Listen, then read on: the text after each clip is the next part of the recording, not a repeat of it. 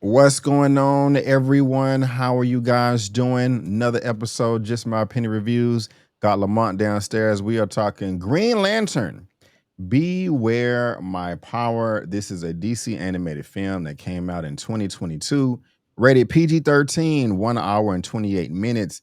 Hand drawn animation, action, adventure, animation, science fiction. Recently discharged Marine sniper John Stewart is at a crossroad in his life, one which is only complicated by receiving an extraterrestrial ring, which grants him the power of the Green Lantern of Earth. Lamont, I know you are a DC fan, probably more DC than Marvel. What did you think about this film, sir? Also, guys, full spoilers over here. That is your warning. Go ahead. I liked it. And as someone who likes these type of films, comics, I judge them based on how many times do I want to rewatch them. This was something I did want to rewatch more than once, more than twice, possibly even 3 or 4 times. I wouldn't say it was perfect. Hardly anything is perfect. It did have some nitpicks and maybe a real pick that I had with it, but overall I enjoyed it. I enjoyed them stepping up to the plate, letting John Stewart get some of the hype for a change over the Hal Jordan character. And I think that they could have turned this into a couple of more movies if they wanted to do so. I like your take on this, man. I pretty much agree with you. I like this film too. I didn't love it. I have my nitpicks as well, but overall, it was fun. And I think this is something that I could go back and visit amongst a number of the other animated DC films. I pretty much enjoy all of them. I think the best are kind of the 2010 DC animated films with. Oh, the one with Supergirl where she fights Darkseid at the end. I can't remember Oh, the exact name. That one right there is just one of the best. This one is not as good as that, but I'm still entertained by it. Like you said, I'm very glad that Jon Stewart did get center stage here, unlike Hal Jordan. Now, of course, he was in the Justice League animated cartoon that came out was in the 90s or 2000s, and I enjoyed him there. But in my growing up, Hal Jordan has always been the focus, and I mean, and the comic books and the actual comic books and movies and shows, is vast and long, and so maybe I just haven't seen everything, but I did like it. And right before we hit record, man, you were pretty excited, like, "Hey, B, do you know who voiced Green Lantern?" And of course, I do. It is Mr. Aldous Hodge right here. I thought he did a great job. It was his voice was very recognizable. I was a little disappointed that he did not take over the role in the live action, with James Gunn and Peter Safran's new DC universe. But no shade to brother Mufasa. His name is slipping me right now. If you want to help me out, but I did like Aldous Hodge. I thought he did a great job. I thought they wrote the character well. I was very surprised with how well he was able to use the ring early on. When he was flying to the watchtower and was labeled an intruder, he was able to use that wheel and make some constructs. And so I know I know you have some lovely commentary about Brother Hodge. What do you have to say about that casting, or at least the voice of it? I loved it, and I'm with you. I was hoping that they would transition him into the new DC universe as Green Lantern because I felt like he would do a great job. I also felt like he could do a good job of being Black Panther, but we pretty much know who's about to get that job. So Mhm. I would love to see him get the iconic character of Green Lantern. They've got a Green Lantern coming on the HBO series, and I don't know if that Green Lantern, from what I'm hearing, Aaron Pierre, they are going to cross over into the movie universe. And I don't have any problem with Aaron Pierre, no problem whatsoever. But I'm a bigger fan of Aldous Hodge, and I would love to see him get a little bit more shine. And I thought he voiced this thing very well. He was strong in the parts where he needed to be strong. He was meager in the parts that required a meager voice. And overall, he just nailed it. And the banter between him and Green Arrow, I thought was pretty good. I think they displayed that pretty well to how the comic books do it. Yeah, man. I did like Green Arrow on this as well. I got familiar with him a little bit more from the CW show, and that was Yeah. pretty good up until season 3. But I liked him, man. They have, Green Lantern. He's a regular human being with no type of superhero powers, or anything, but he's able to hang out, in space or across the galaxy, just with a bow and arrow and hold his own. Mhm. I was a little bit annoyed with this character though, because we found out what happens with Hal Jordan towards the end of the movie, and of course we're going to talk about Right. that. But would you say he was a snowflake? I mean, these aliens are trying to kill you. They got zeta beams trying to destroy planets and transport them into supernovas, and he's like, "You're killing her." She attacked us. This is self-defense. You're killing him. Why are you shooting these people? He was really feeling some type of way, and I'm just like, "Hey, wait a minute. Now I understand killing is his last result, but these people are trying to take you out, man. What's going on? Or do you, excuse me, do you agree with Green Lantern, or were you like Cal and everybody else, kill, kill, kill? That was one of my nitpicks, man. So basically, B. Avery's talking about how these characters got thrust in between the war going on with Thanagar, and I forgot the name of the other people they was fighting. And Ranians. Ranians, yeah, yeah. And you had Hawk Girl Shire in this thing, and they was literally trying to take each other out. Now they was getting played, as B. Avery kind of mentioned. We're going to talk about that. So they didn't know who was playing them. But I that was a nitpick of mine. No, when these people is coming for your neck and you in war, we ain't got no time for saving no lives here. You need to get with the constructing that chop off heads, my brother. Arrow, you need to pull out your most deadliest arrow and gets the chopping up, because they was not playing no games with that. And that was one of my small nitpicks. Really? Okay. Yeah, that wasn't like a big nitpick for me, but I did notice it Mm. earlier in the film, where John had Hot Girl pinned up against the wall.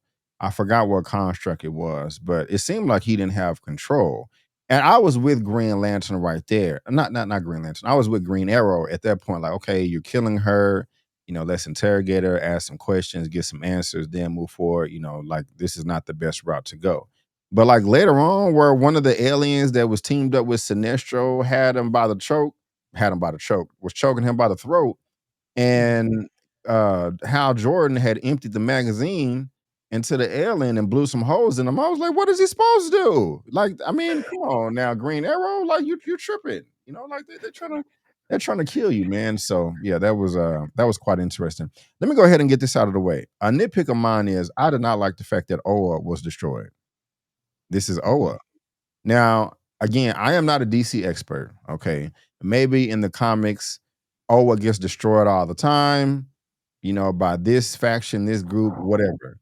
But from the little bit of DC that I know, Oa shouldn't just be no, house made of straw and the big bad wolf can come and blow it over. That was in the very beginning. Oh, okay. I like it. I like it. I like it a lot. I can't wait for your response, sir. But not only was that in the beginning of the film that disappointed me, Lamont, towards the end of the film, we find out that the was destroyed by just Hal Jordan alone and Sinestro. What? Are you serious? The whole planet of Oa? Not now. If it was some type of base or something like that, okay. But come on, man, that's a bunch of BS. Am I tripping? Or how do you feel about that? The thing is with Oa can be Oa. Let me break this down. The best way I can put it is, you remember how when Asgard got destroyed, it was basically, Asgard is not a place, it's a people. Well, the Green Lanterns and Oa is not necessarily a place, is wherever that giant recharging lantern can be housed. So Oa can be any planet where they can get that giant lantern to go. It's not a big deal. They always be just straight fucking up Oa in the comics. That's why I pulled out that comic. But they basically use Parallax as helping Hal and Sinestro get these godlike powers, and that's how they was able to destroy Oa. So I didn't have my nitpick wasn't that. I was okay with that part. My nitpick was I wanted this thing to have more backstory on John Stewart. That was my biggest nitpick. I was okay with the other parts because, you know, Hal Jordan is supposed to be best friends with Green Arrow. So that's kind of why they had a little tension or thing going on. But when Parallax helped Hal Jordan get these godlike powers, technically that is kind of how it does happen in the comics often. When Oa gets destroyed, you have this being of immense power that comes and destroys them, and then you have to get the strongest three lanterns to come back and literally absorb the whole entire power of the lantern itself in order to take on these godlike beings. So I was okay with it. Yeah, that still didn't work for me. And let's go ahead and get the other nitpicks out of the way. Um, and we're gonna talk about some positives because again, I did enjoy the movie overall. There's more good than bad, but the Right. power scaling was a bit off for me. Now you have John Stewart, who is a Marine, so he know how to fight, he know how to box, and again, that was entertaining, and we're gonna come back to that. But you have Hal Jordan, who was categorized as the best lantern ever in history in the universe. Okay. Not only was he taken out, but he has all of that experience versus a John Stewart with no experience. John Stewart has one ring, Hal Jordan has 10, plus Yeah. the parallax insect that poisoned him. It should be no contest. This should be like Hulk versus a regular human being. Just one little swipe like this, and he's wiped out. But for John Stewart to be able to contest him and hang with him in battle, it's just kind of nonsensical to me.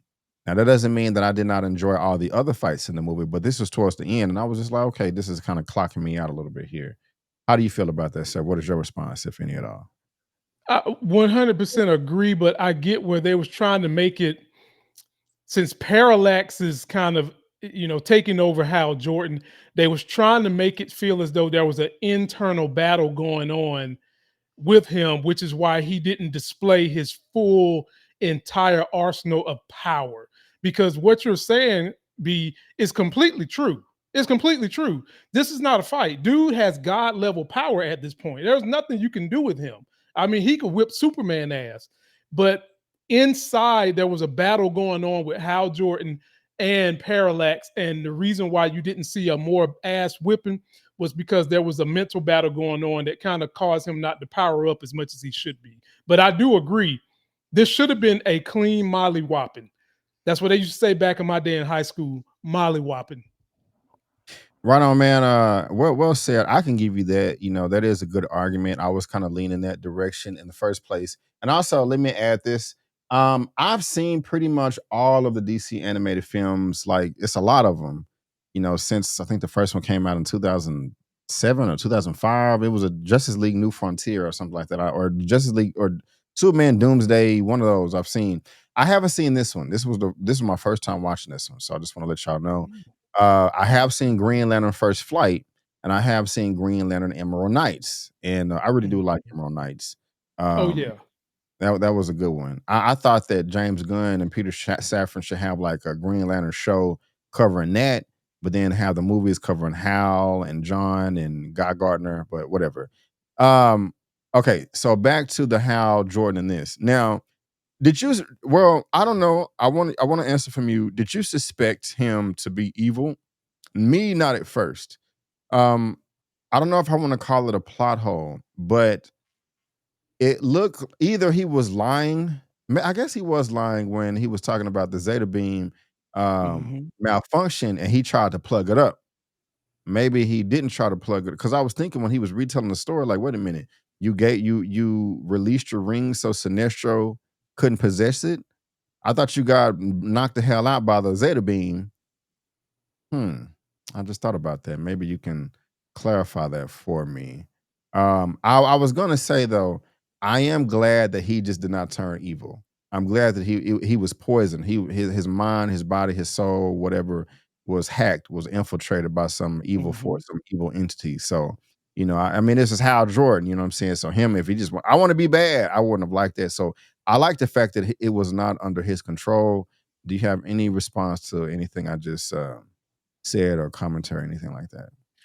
I agree. And I kind of knew when he was kind of helping them in the beginning, I had already had a feeling, because I see this so often in these type of stories where you have like these heroes or anti-villains fighting each other, and they're fighting each other because someone has created it, someone has put that in motion. Mm. And that's what happened here. And I kind of had the idea that Hal Jordan was behind it. He was putting these pieces in motion. But my issue was, okay, why would he be doing this? Because he's not an evil guy. He's never evil. And then when Sinestro popped up, it's kind of when I started thinking, okay, he's got it. Something is controlling him. And I thought maybe Sinestro had merged the rings and was able to control him that way somehow, some others. But I had an idea it was Hal Jordan, and I knew it wasn't Sinestro because that would have been too obvious. But I had an idea it was him, and I just wanted to know when I was watching it, how would they conclude it? And my question to you would be, are you okay with the way they concluded the story? No, um, because I just don't like the fact that all of the Green Lanterns were destroyed, like, Kilowog and the other one that looks like a dinosaur bird, I forgot his name, he's real popular. I don't know, I just it seemed too easy for me to me that all the Green Lanterns was just wiped out. And because at one point towards the end, Hal was like, "Yes, I get," or it was a Hal or Sinestro, like, "Yes, I get to enjoy killing the last Green Lantern." I'm like, "What?" There's like at least 1,000 of these things. Like all of if I don't know, maybe it's hundreds, maybe it's thousands. I know it's a lot. They all over the place. So it just seemed way too easy for me. I did like Sinestro though. When he popped up, I was like, okay, this is obvious, but at the same time, I do like it. How did you feel about Sinestro and all of his villains and his, because they had some interesting powers as well.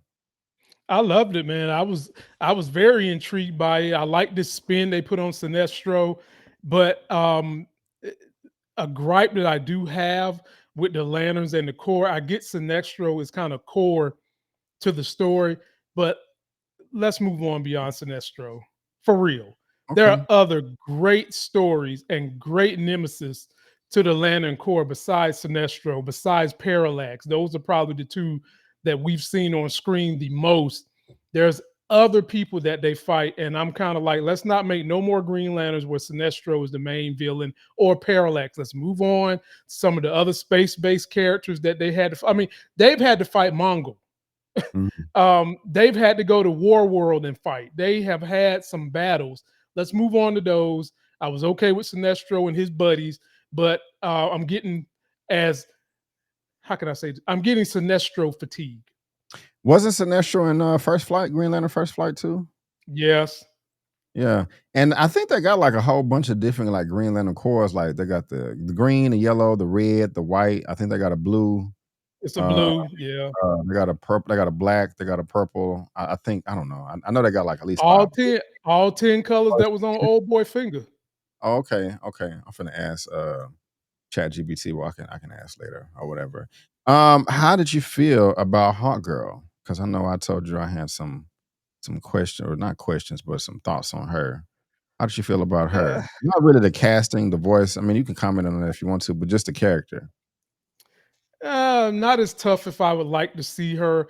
Really? The one from no, I'm like so stuck on the Heart Girl from the Justice League from the late '90s, early 2000s. I really like my Heart Girl more like her. And this one was just okay to me. I didn't really care for this one. I wanted one more like that one. How about you? I liked her. I like how strong she was, and she was about it. She was ready to fight. She wasn't scared. She was never backing down. That's cool. And like I said, she was strong, but also very feminine.